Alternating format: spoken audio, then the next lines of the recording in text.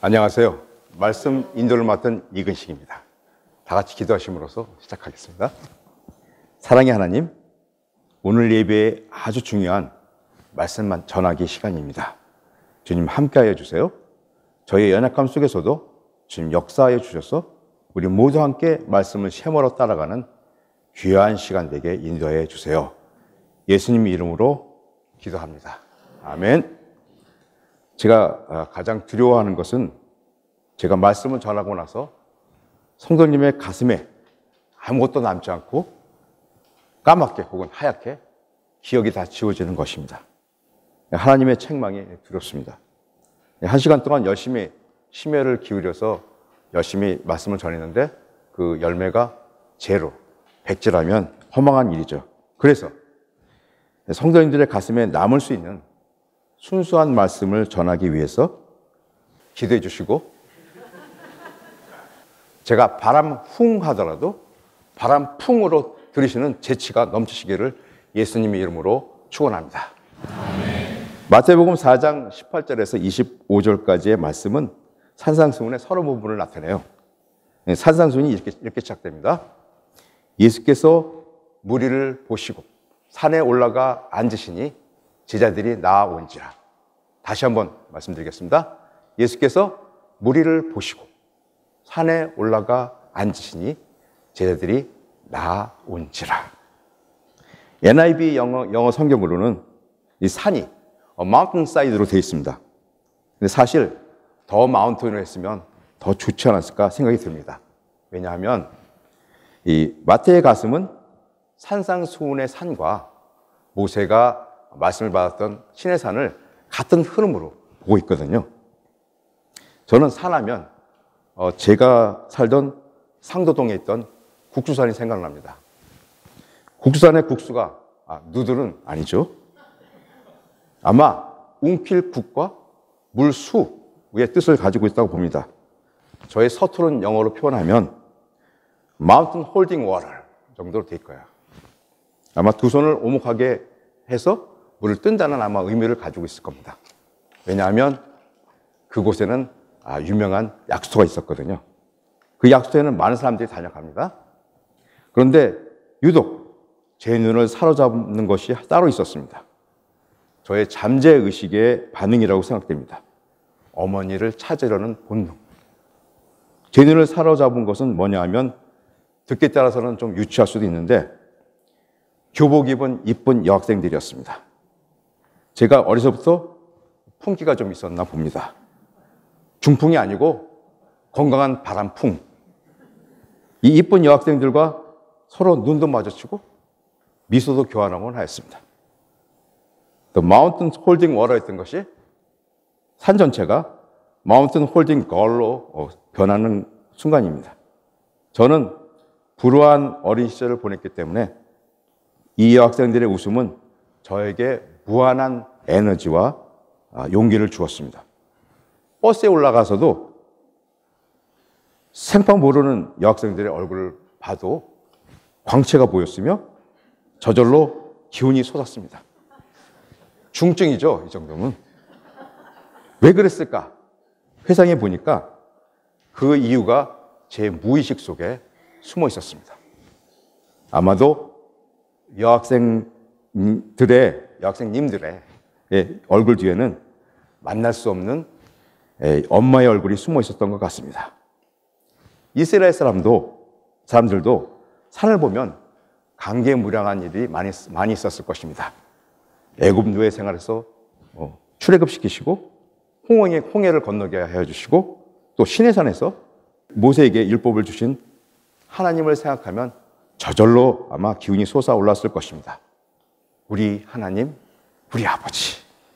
마태는 자신의 동족 유태인을 안타깝게 바라보면서 모세가 시내산에서 하나님의 말씀을 받는 장면과 제자들과 청중들이 산에 오르신 예수님으로부터 산상수훈의 말씀을 받는 장면을 같이 중첩하여 같은 흐름으로 보았습니다. 마태가 말하고자 한 이 중첩된 장면에서 마태에게 보여지는 것은 산에 오르신 예수님은 모세에게 말씀을 전하셨던 그 하나님이셨습니다. 마태에게는 예수님은 메시아요, 이스라엘의 참된 왕이요, 또 여호와 하나님이셨습니다. 그리고 그의 앞에 나온 제자들, 그 제자들은 마치 모세의 영적 동생들처럼 새로운 율법, 산상수훈의 말씀을 받는 사람들이었습니다. 또 산에 올라가 앉으신 장면도 랍비적인 자세를 나타냅니다. 권위를 나타내는 거죠. 말씀의 권위 앞에서 무릎을 꿇어 절대 순종한 모세처럼 모세의 후손인 제자들도 예수님의 부르심에 절대 순종하며 심화하였던 사람들입니다. 2주 전에 이혁 성도님이 생명의 터치라는 제목으로 봄에 대해서 말씀을 하셨죠.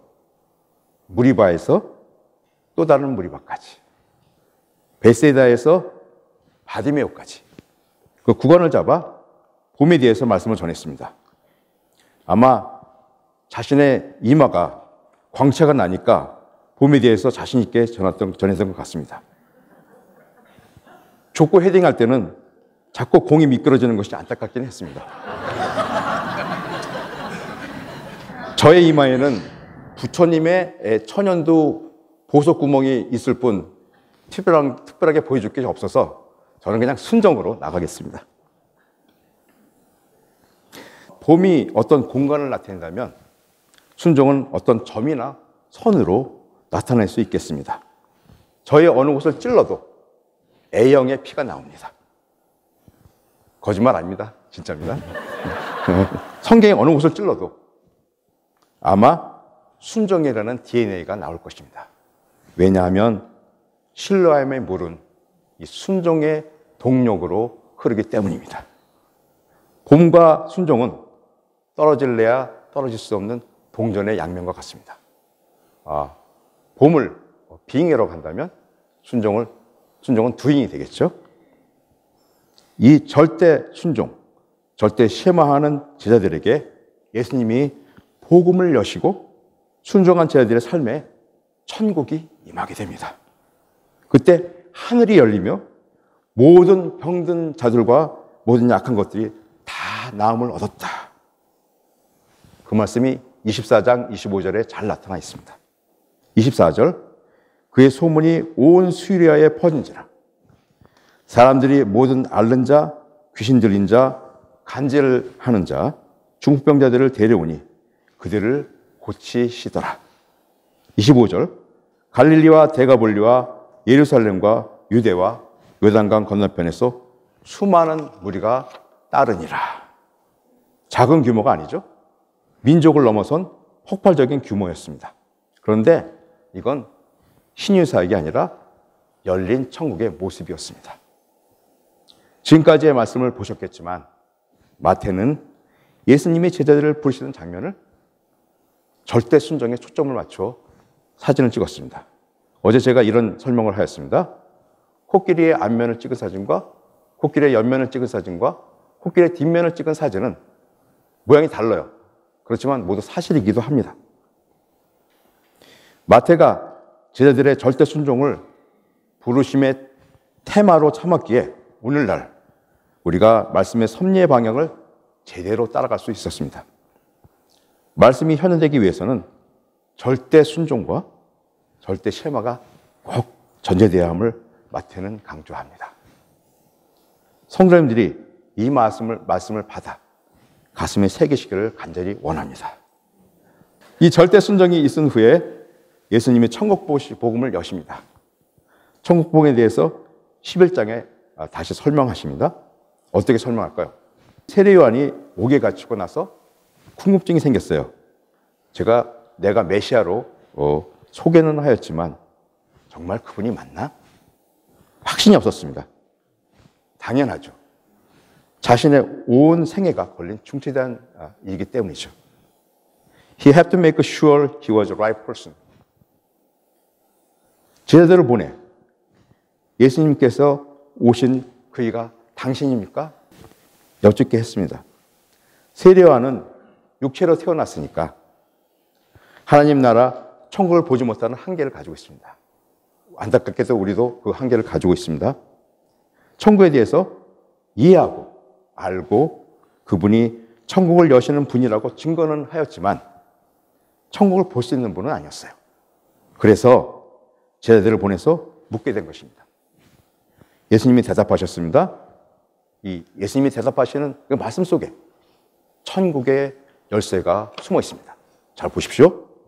맹인이 보게 되고 못 걷는 자가 일어나 걷게 되고 나병 자가 깨끗함을 받고 못 듣는 자가 들으며 죽은 자가 살아나며 가난한 자에게 복음이 전파된다 하라. 일곱 가지 말씀에서 나오는 6가지 병은 불치의 병으로 간주됩니다. 어떤 치유 사역자들도 이 5가지 병은 고칠 수가 없었습니다. 그러니까 이러한 일들은 신유 사역의 범주를 넘어선 또 다른 차원의 얘기가 됩니다. 신유 사역으로 나타난 결과가 아니라 예수님의 천국의 복음이 선포되니까 그 자리에 천국이 열리면서 불치병이 병이라고 생각했던 것들이 다 고쳐지더라. 이런 말입니다. 왜 불치병이 고쳐져요? 하늘과 땅이 통하기 때문입니다. 다음 주면 산상수훈의 본문으로 들어갑니다. 산상수훈에 들어가기 전 오늘 말씀이 산상수훈의 서론 부분이라고 했잖아요. 이 서론 부분이 어떻게 진행이 되는지 살펴봅시다. 4장 23절에 예수님의 3가지 사역이 나옵니다. 이 사역들은 사역의 가짓수를 얘기하는 것이 아니고 점차 진행되어가는 점진적인 말씀의 역사를 말합니다. 가르치시고 전파하시고 고치시니 이렇게 나옵니다. 어제 했던 방언을 다시 재현하면 발음이 좋지 않으니 이해해 주십시오. 첫 번째, teaching in the synagogue. 두 번째는 proclaiming the good news of the kingdom. 3번은 healing every disease and sickness. 여기서 3번 healing every disease and sickness는 관사가 없습니다. 특정한 병뿐만 아니라 모든 마음의 병, 모든 온전하지 못한 상황들을 총괄한 것입니다. 예수님이 말씀하시고 제자들이 순종하여 쉐마하니 천국 복음이 열리고 그 열림으로 인해서 모든 온전하지 못한 것들이 회복되어 온전하여지더라. 이것이 구원 아니겠습니까? 산상수훈의 말씀을 듣기 전에 이 서론 부분의 서론 부분의 말씀을 꼭 염두에 두십시오.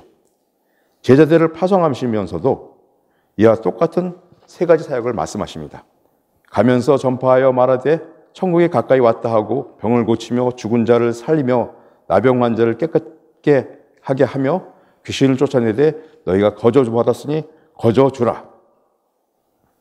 하나님의 사역이 한 번 하고 마는 것이 아니라 릴레이 바톤처럼 계속 이어지는 것입니다. 그 바톤을 하나님께서는 말씀 만나기로 받고 성도들의 말씀 전하기로 실천하며 1810 데일리 브레드로 하늘과 땅이 통하는 사역으로 이어지는 것 같습니다. 하늘과 땅이 통하면 모든 온전하지 않은 것들이 회복되어 온전해질 텐데 아직은 초기 단계라 갈등이 있는 것 같습니다. 이 갈등은 자연스러운 현상이며 그러므로 우리는 희망을 잃지 않습니다. 여기서 우리가 꼭 잊지 말아야 할 일이 있습니다. 순원님들이 말씀을 나눌 때 눈을 맞추시고 꼭 쉐마하시기 바랍니다. 그 일은 말씀 쉐마의 일부입니다. 말씀과 순원님들의 마음을 하나로 연결시키는 것입니다. 말씀을 나눌 때 딴 곳을 쳐다보며 자기 하고 싶은 일을 한다면 말씀과 순은 단절될 것입니다. 우리가 순원님들을 사랑하고 아낄 때 다른 사람들이 함부로 하지 못합니다. 저는 이 선한 갈등 속에서 꼭 열매를 맺을 것이라고 굳게 믿습니다. 왜냐하면 하나님은 우리의 연약한 믿음에도 포기하지 않으시고 계속 자라도록 지원하시기 때문입니다. 중요한 것은 우리가 포기하지 않는 것입니다. 말씀인대로 더 나아가기 전에 성도님들이 이 말씀을 잘 듣고 계시는지 잠깐 테스트하는 시간을 갖겠습니다. 질문하겠습니다. 첫 번째, 제자들이 부름받는 장면이 있었습니다.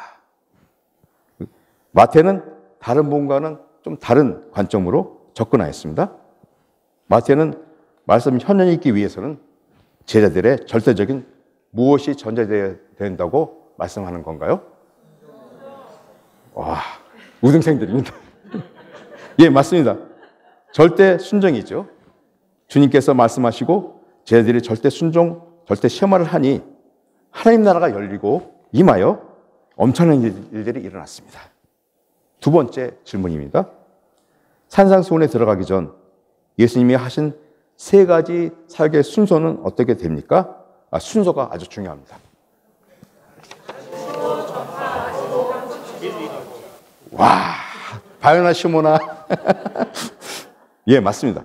Teaching in the synagogue, proclaiming the good news of the kingdom, healing every disease and sickness.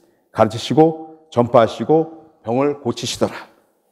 예수님께서 말씀하시고 제자들이 절대 시험하니 하나님 나라가 임하고 하나님 나라가 열리고 하늘과 땅이 통하니 모든 온전하지 못한 것들이 회복되어 온전하여지더라. 다음 주 산상수훈에서는 어떻게 온전해지는지 무척 기대가 됩니다. 세례 요한이 예수님의 길을 예비했던 것처럼 오늘 말씀은 다음 주 산상수훈의 말씀을 예배하는데 총력을 기울이는 시간입니다. 지금부터 아주 중요한 말씀을 하겠습니다. 잘 들어주십시오. 마태복음에는 예수님의 5가지 큰 말씀이 있습니다. 이 5가지 큰 말씀에는 천국복음의 증거들이 흐르고 있습니다. 첫째는 다음 주에 만날 5장에서 7장까지의 산상수훈의 말씀입니다. 중교법이 아니라는 거죠. 새 율법, 생명의 법을 말씀하고 있습니다. 둘째는 오늘 말씀에도 잠깐 비쳤던 10장의 제자 파송의 말씀입니다. 여기서 우리는 모두 하나님으로부터 파송받은 사람들이라는 것이죠. 이것이 그러니까 우리는 모두 예수님의 제자라는 거예요. 한마디로. 이것이 이사야서의 결론입니다. 셋째는 13장 하나님 나라 킹덤입니다. 여기에서 나오는 천국 비유들은 천국의 본질에 대해서 하나하나 보여주고 있습니다. 넷째는 18장의 교회입니다. 여기서 교회는 이 땅에서 천국을 어떻게 살까? 이 땅에서의 천국을 사는 모습을 보여주고 있습니다. 다섯째는 24장, 25장에 나오는 종말입니다. 종말은 난임이죠. 원래 복음의 출발이 들어오라 하는 초청인데 끝까지 들어오지 않는 종교인들을 경고하고 있습니다. 이 말씀들은 유대인에게 쓰여졌으니까 마태는 모세의 5가지 말씀과 대칭시켜 놓았습니다. 왜 모세의 5가지 말씀과 대칭시켜 놓았을까요? 유대인들은 이 5가지 말씀, 소중한 말씀을 가지고 종교를 세워서 종교법으로 만들어 버렸습니다.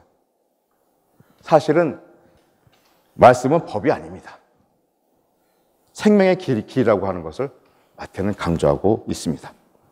생명의 길이라고 하니까 예수님이 안드레와 시몬 베드로를 부르셨을 적에 하시던 말씀이 생각이 납니다. 내가 너희를 사람 낚는 어부가 되게 하리라 하셨죠? 사람을 낚는다고 하니까 어부에게 말씀하시는 것이니까 이런 표현을 쓰시는 것 같습니다. 종교법으로 살고 있는 유대인들에게 이렇게라도 피싱하고 싶으신 예수님의 심정을 이해할 것 같습니다. 이 말씀을 너무 스트레스 받아 입을 오므리지 마시고 그냥 사람을 건진다는 표현으로 이해하시면 좋겠습니다. 바다에 대해서 긍정적인 표현도 있지만 계시록 13장 1절에는 바다에서 악한 짐승이 나왔다고 되어 있습니다. 그러니까 바다는 악한 짐승의 거처죠. 이 바다에서 사람을 건지는 일은 보통 일이 아니죠. 대단한 일입니다. 이 사실은 거듭남을 뜻하기도 합니다. 그러니까 사람을 낚는 어부가 되게 하리라는 말씀은 하나님의 형상으로 다시 사람을 회복시키라는 그런 말씀입니다. 회복되는 사람은 하나님의 형상이니까 그 안에 하나님의 형상이 있어서 하늘로 교통하게 됩니다.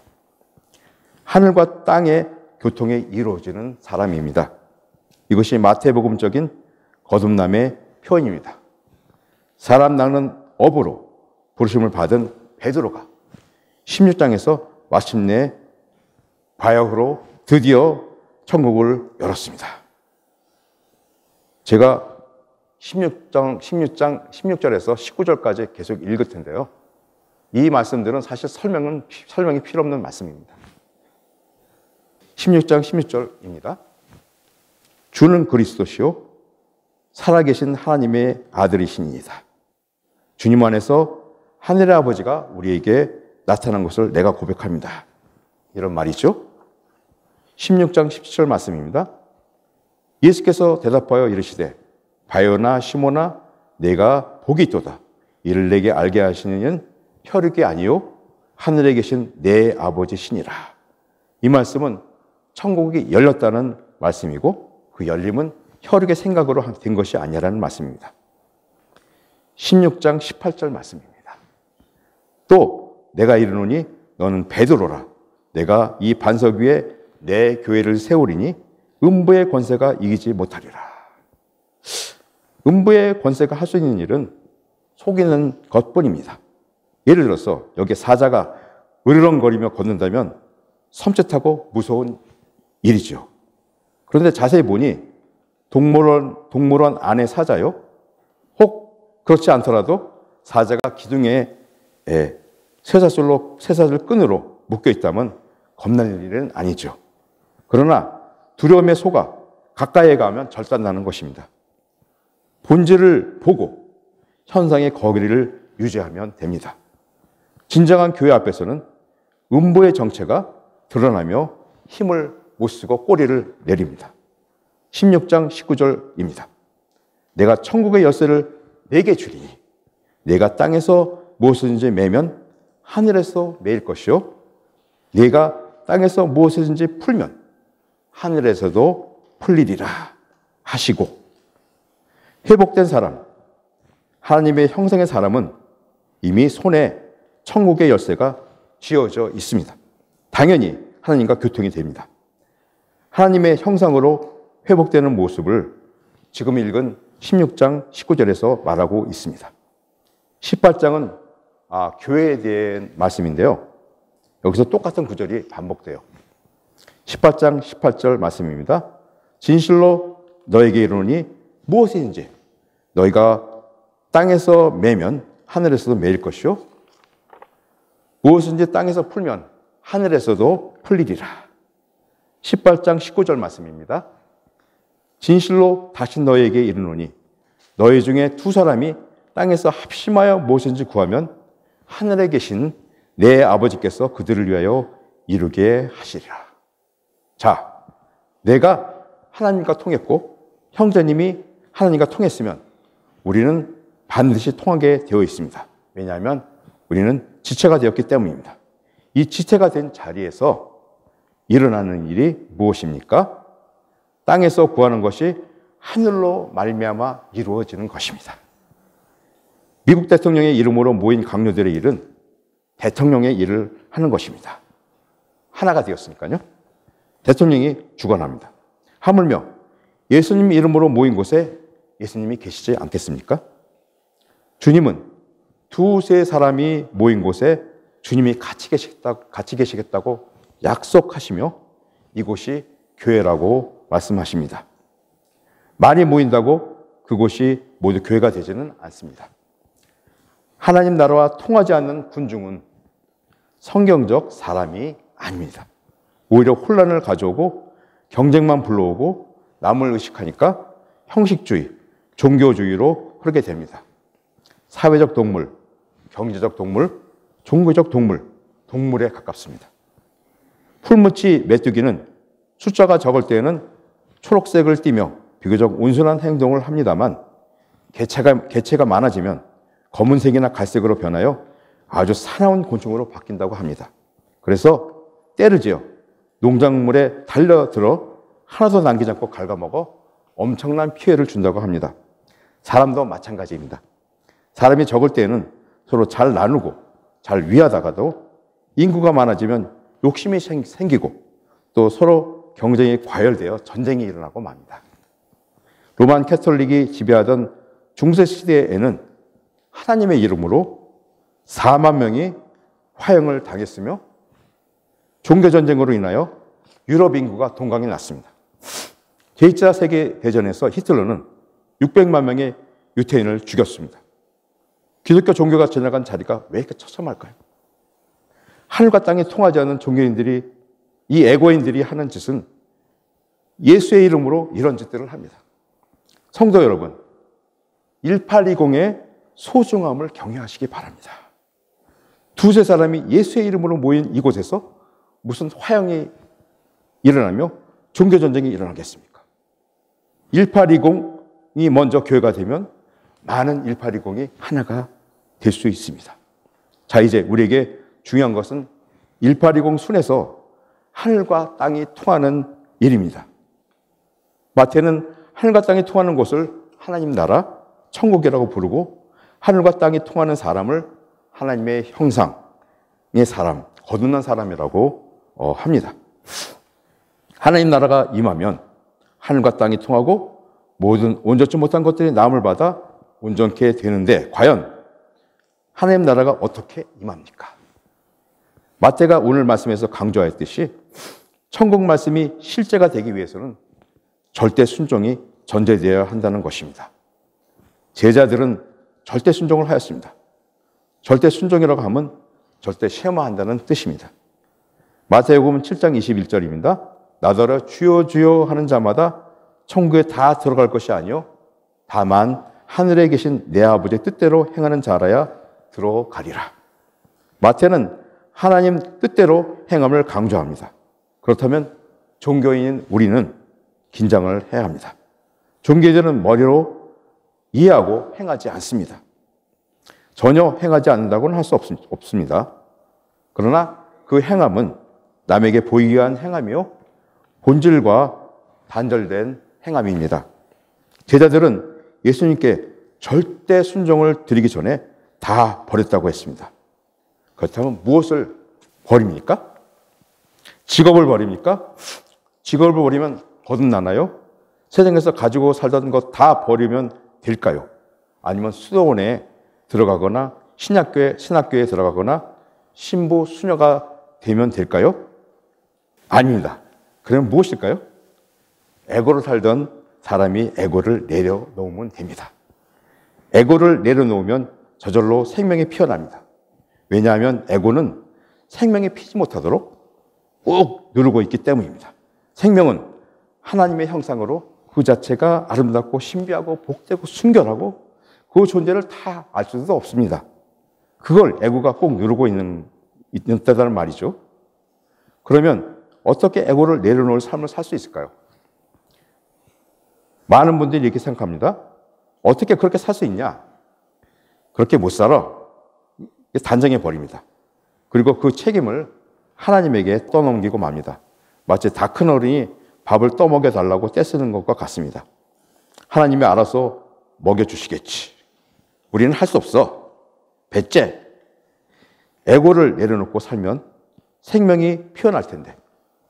그렇게 살면 잠시 어렵겠지만 살아갈수록 그 뿌리가 장성하고 싱싱하고 시냇가에 심은 나무처럼 창성함이 피어나는데 그 출발을 못합니다.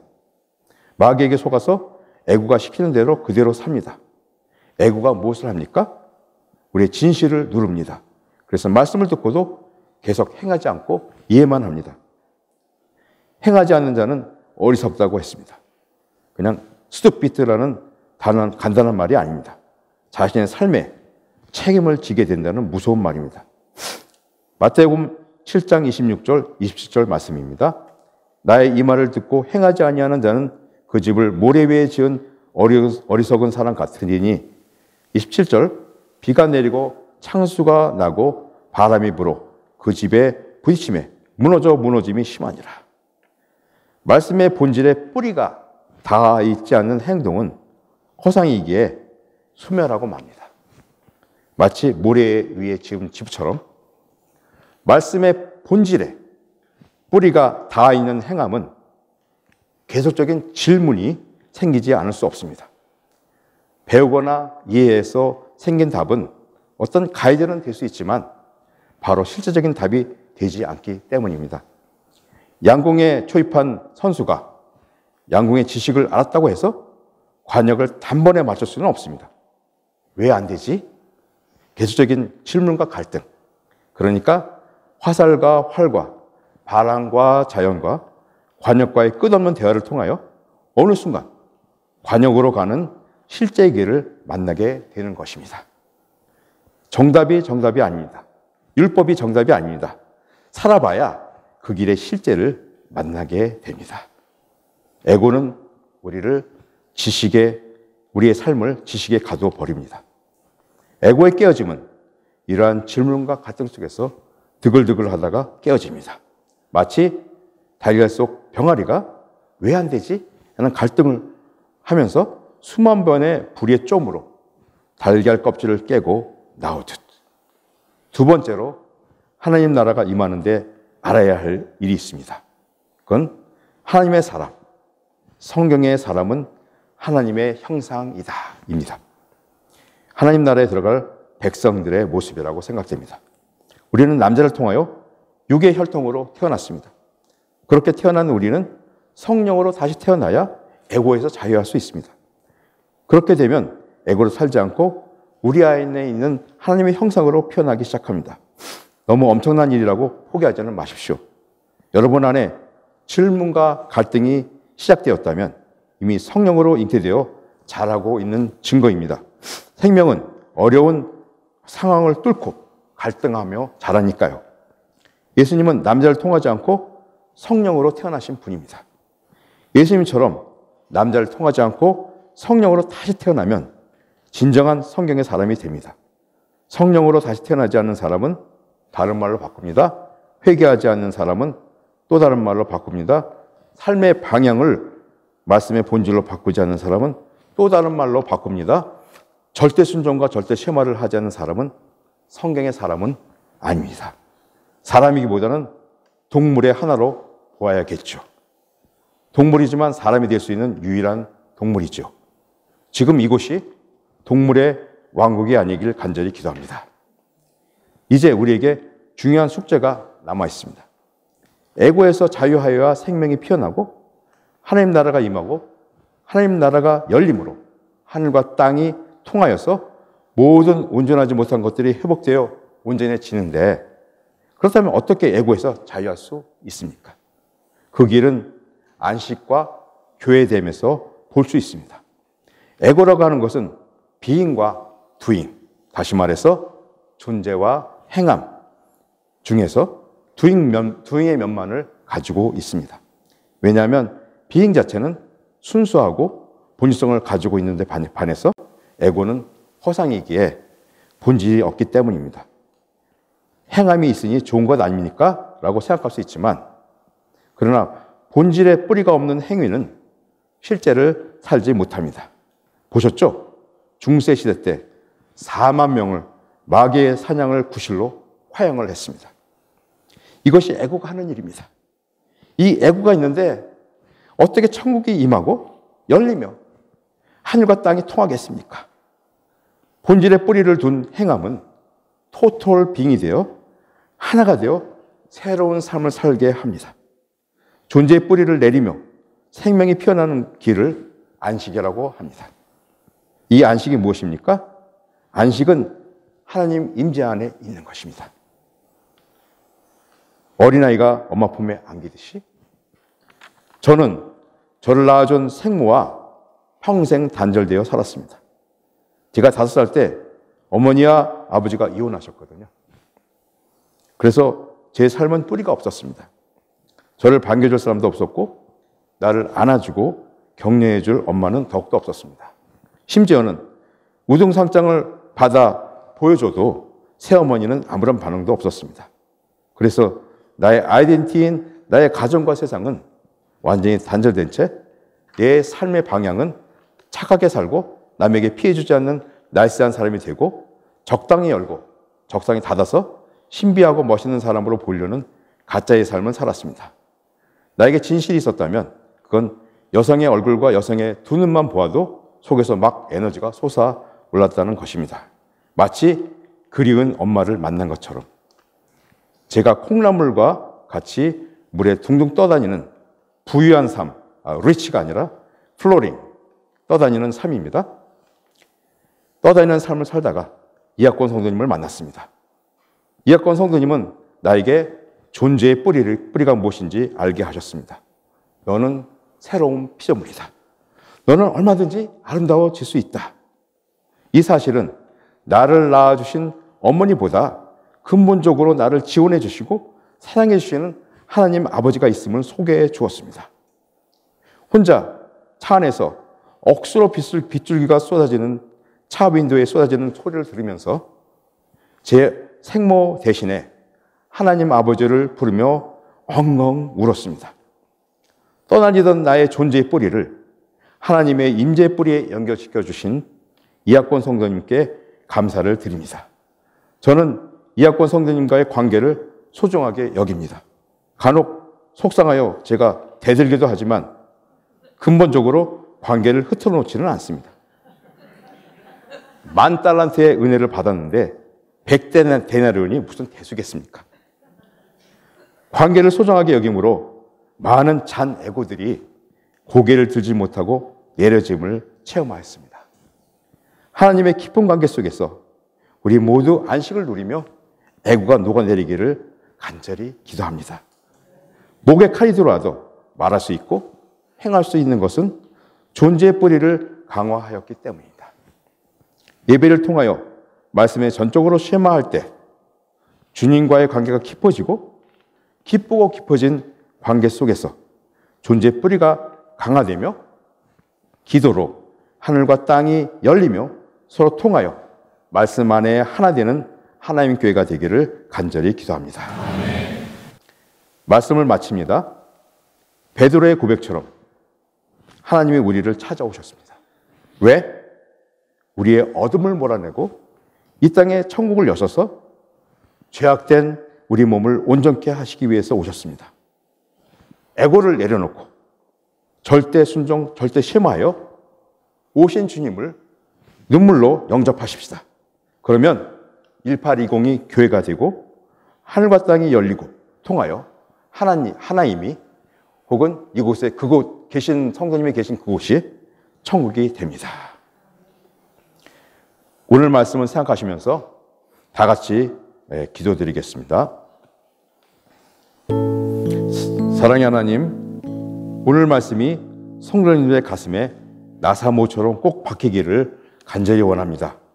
절대 순종과 심화 속에서 하늘문이 열리며 비둘기 모양의 성령님이 우리에게 안식으로 내리게 하여 주시고 천국이 임하여 하늘과 땅이 통하는 참 교회의 역사가 우리에게 이루어지기를 간절히 원합니다.